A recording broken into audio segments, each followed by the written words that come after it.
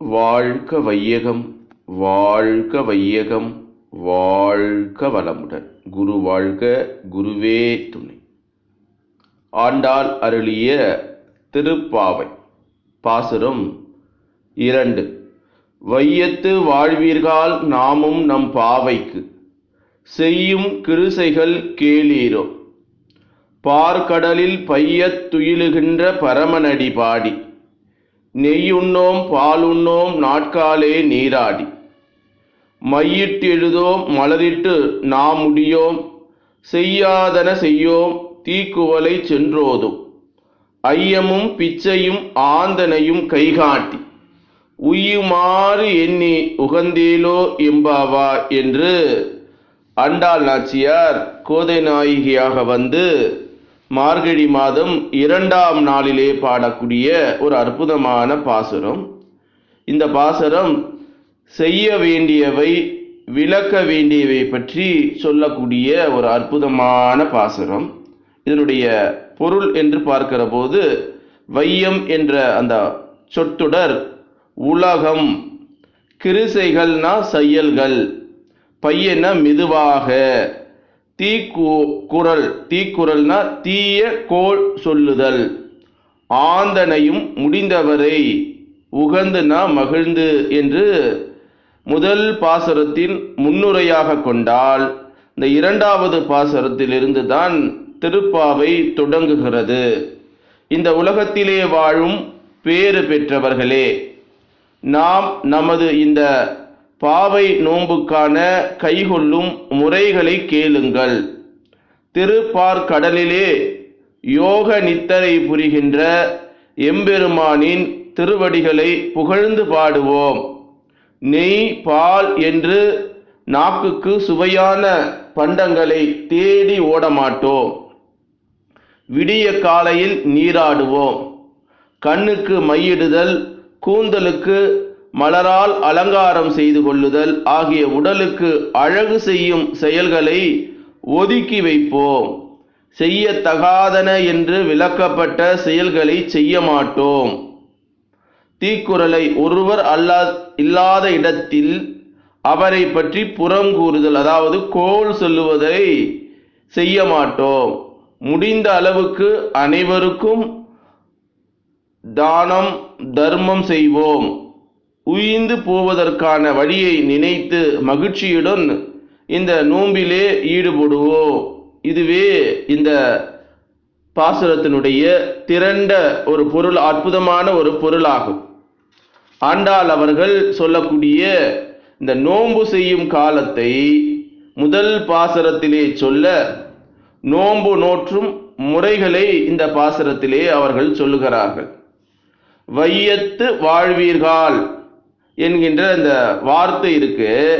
இதற்கு கோதையாகிய ஆண்டாள் விரிந்த மனதுடன் இந்த பக்தி வேள்வியிலே பங்கு பெற சேர வரும் செக்கத்தீரே என்று எல்லோரையும் அழைக்கிறார்.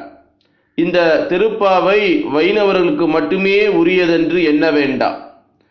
யார் யாருக்கு அருள் வாழ்வு வாழ எண்ணம் இருக்கிறதோ அவர்கள் அத்தனை பேருக்கும் உரியது.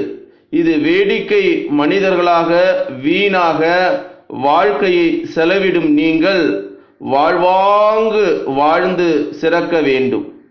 வையத்தில் வாழ்வாங்கு வாழ்வான் வான் உறையும் தெய்வத்துள் வைக்கப்படும் என்று திருக்குறளின் மெய்ப்பொருள் இந்த குறள் இந்த அழைப்பை அமைந்திருக்கிறது. வையம் இறைவன் வந்து விரும்பிய அவதாரம் செய்யும்படியுமான ஏற்றம் பெற்ற இடம். இறைவன் வைகுந்தத்திலே இருக்கையிலே அவனது எளிமை, நீர்மை, அருள் ஆகிய குணங்கள் விலை போவதில்லை. அது நிறம் மாறுவதும் பூமியில்தான். எனவே வையம் பெருமையுடையது என்று ஆண்டாள் நாச்சியார் பாடுகிறார். வாழ்வீர்கள், அதிலும் கண்ணன் வாழ்ந்த காலத்தில் அவனோடு வாழும் பேறு பெற்ற கோபியர்கள் மிகவும் பாக்கியசாலிகள். வாழ்வின் பயனை பெற்றவர்கள். அந்த கோபியர் வாழ்ந்த காலத்திற்கு பலகாலம் பின்பு தனது தோழிமார்களை அழைக்கும் போதும் வாழ்ந்தார்களே என்று அழைக்காமல் வாழ்வீர்கள் என்று நிகழ்காலத்திலே இன்றும் வாழ்பவர்களாக பாடி அழைக்கிறாள் அன்னை ஆண்டாள்.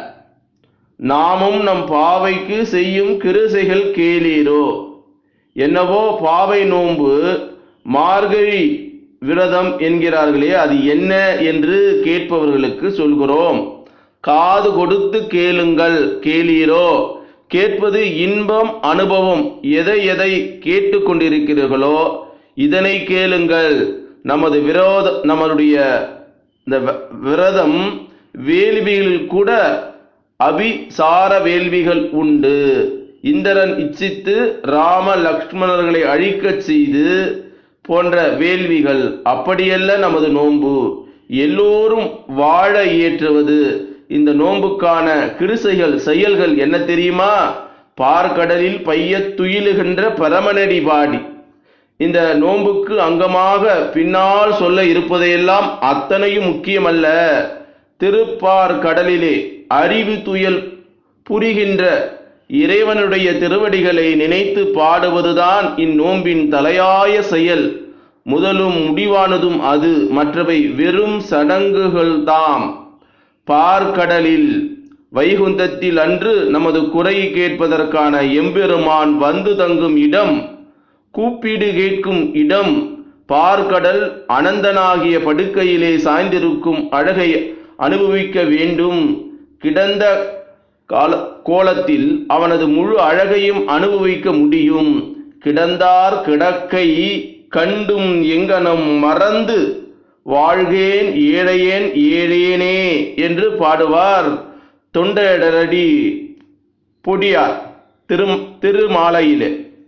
பைய துயிலுகின்ற பரமன் அந்த பார்க்கடலிலே ஆதி சேஷனாகிய படுக்கையிலே இறைவன் தூங்குகிறானா? அவன் தூங்கினால் உலகம் விழித்திருக்க முடியுமா?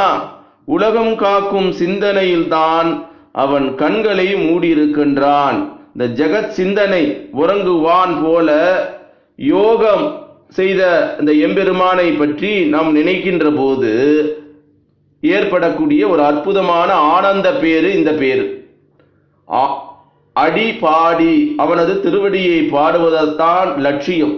இந்த நோன்புக்கு திருப்பாவை ஆகிற இந்த திருப்பாவையினுடைய பலனை அதுதான். அடிபாடி துவங்கும் திருப்பாவை பொற்றாமரை அடிபோற்றும் பொருள் கேளாய் என்று 29வது பாசுரத்திலே அடிபிடித்து நிறைவு பெறுகிறது. பாடினா வாயில் உள்ளவர்கள் எல்லாம் பாட வேண்டும். அவன் திருவடி பெருமைகளை விடியல் காலை நேரத்திலே அழகிய பெண்கள் நல்ல குரல் எடுத்து பக்தி பாடல்களை பாடி செல்வதுதான் பாவை நோன்பு. நாட்காலே நீராடி விடியற்காலிலே நீராடுதல் நோம்பின் முதல் செயல். புறத்தூய்மை நீரால் அமைவது, அதனை முதலிலே செய்வோம். மையிட்டெழுதோம் மலரிட்டு நாமுடியும். கண்களை அழகுபடுத்திக் கொள்ளுதல். சூழலில் மலரில் கண்களை சூழும் மலர் கூடுதல் போன்றவைகள் எல்லாம் சூடுதல் போன்றவை எல்லாம் இந்த நோன்பு காலத்திலே செய்ய மாட்டோம். தமது திருமாலையிலே புறச்சுவர் கோலம் செய்து புற கொடா கிடக்கின்றாரே என்பார் தொண்டரடி பொடி ஆழ்வார். இந்த பருந்து போன்ற பறவைகளுக்கு இரையாகும் இந்த உடம்பை பேணி பேணி பேணி அழகு செய்து கொள்கிறீர்களே என்று இடித்துரைப்பார். இந்த விரத நாட்களிலும் இந்த புற அழகு செய்வதை ஒதுக்கி வைப்போம். நாம் மலரிட்டு முடியோம், கண்ணன் வந்து முடிந்தால் முடிந்து கொள்வோம் என்று ஒரு நயம் உரையிலே உண்டு. செய்யாதனை செய்யோம், செய்யத்தகாத என்று பெரியோர்களால் விளக்கப்பட்டவற்றை செய்ய மாட்டோம். தீக்குறளை சென்றோதும், பிறரை பற்றி புறங்கூறுதல் கோள் சொல்லுதல் இந்த விரத நாட்களிலே செய்ய மாட்டோம். விரத நாட்களில் எப்போதுமே செய்யத்தகாதது அது. சென்றோதும் அருமையான நயமாக இருக்கும். வேலை அனைத்தையும் விட்டுவிட்டு பிறர் குறையை சொல்லாவிட்டால் தலை வெடித்துவிடும் என்ற நிலையிலே இதை முக்கிய செயலாய் கொண்டு சென்றோதும் கோள் சொல்லுதல். சப்தமில்லாத கடிக்கும் பாம்பு என்பார்கள். ஐயமும் பிச்சையும் நோன்பு காலத்திலே தியானம் தர்மங்கள் செய்ய வேண்டும். ஐயமும் பிச்சையும் என்றால் இன்னார் இனியார் என்று பாராது பிரம்மச்சாரிகள் மற்றும் துறவிகளுக்கு அளிப்பது, உணவளிப்பது. ஆந்தனையும் இயன்ற அளவு, உங்களால் முடிந்த அளவு கைகாட்டி. இதில் அருமையான நயம், இல்லை என்று எப்போதும் கை கட்டி விடாதே. உன்னிடம் இல்லை என்றால் இருக்கும் இடத்தை சுற்றி அங்கேயாவது அனுப்பலாம். கை கொள்கிற அளவானது தர்மம் செய்யலாம். இதற்கு உரைகார் கூறும் விளக்கம், எத்தனை செய்தும் செய்யமில்லை என்று எண்ணி இருத்தல்.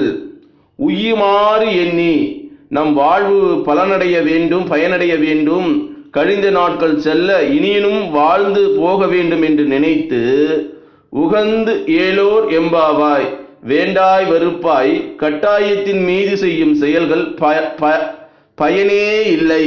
இந்த மார்கழி நோன்பு மிகுந்த மகிழ்ச்சியுடனும் உள்ள நிறைவோடு மேற்கொள்ள வேண்டும். அந்த முதல் பாசுரத்திலே வைகுந்தம், அந்த பரம் பேசப்பட்டது.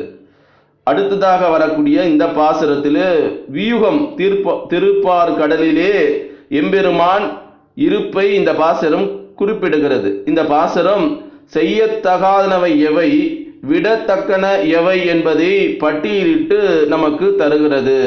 அற்புதமான இந்த பாசுரத்தை கேட்டு வாழ்க்கையிலே மகிழ்ச்சி, சந்தோஷம், மனநிறைவு பெற்று மகிழ்ச்சியோடு நாம் அனைவரும் வாழ வேண்டும் என்று உங்கள் அனைவரையும் வணங்கி வாழ்த்தி, நடமாடும் மனித தெய்வங்களாக இருக்கக்கூடிய உங்கள் ஒவ்வொருவருக்கும் இறையாற்றல், அருளும் பொருளும் மகிழ்ச்சியும் ஆனந்தத்தையும் கொடுக்கக்கூடிய மாதமான இந்த மார்கழி மாதம், தை மாதம், உங்களுக்கு மார்கழி மாதம் முடிந்து அதற்கு பிறகு தை மாதம் வருகிறது. அந்த நாளிலே ஒரு புத்துணர்ச்சி ஏற்பட்டு வாழ்க்கையிலே மகிழ்ச்சி, சந்தோஷம், மனநிறைவு பெற்று மகிழ்ச்சியோடு வாழ வேண்டும் என்று உங்கள் அனைவரையும் வாழ்க வளமுடன், வாழ்க வளமுடன், வாழ்க வளமுடன் என்று வாழ்த்தி, அன்னை ஆண்டாள் திருவடியே சரணம்.